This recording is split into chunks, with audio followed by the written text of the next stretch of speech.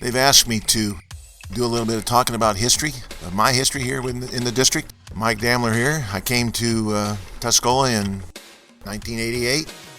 My first year was the 88-89 school year. What I'd like to talk about today is things that happened in that 88-89 school year. It was a great decision by the Damler family. Coming to town was one of the best moves we ever made.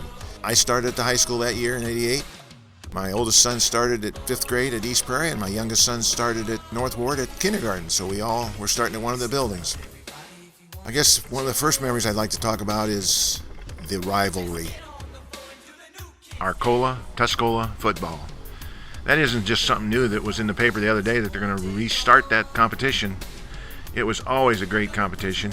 My first year here, we had a great game. It was down at Arcola, and a couple things happened that I wasn't used to coming from Bolingbrook High School of 2,000 kids. It was a little bit smaller program, but it was on a Friday night. We didn't play games on Friday night up in Bolingbrook. We played them on Saturday afternoon. Before the game started, we came down there, and I'd never been on their football field before.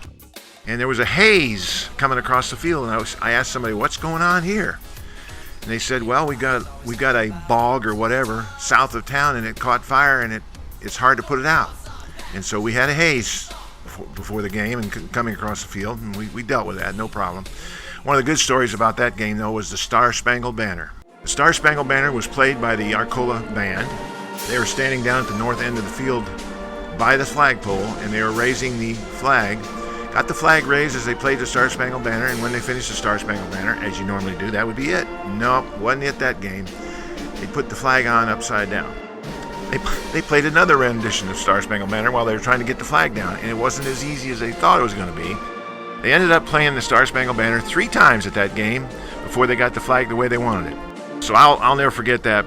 You know, what a rivalry this was. In the second half of the game, Tuscola was on the east side of the field, and down at the southeast corner of the field, that light pole, there were 4 light poles, but that light pole went out on our side of the field, down in our end zone that we were headed for.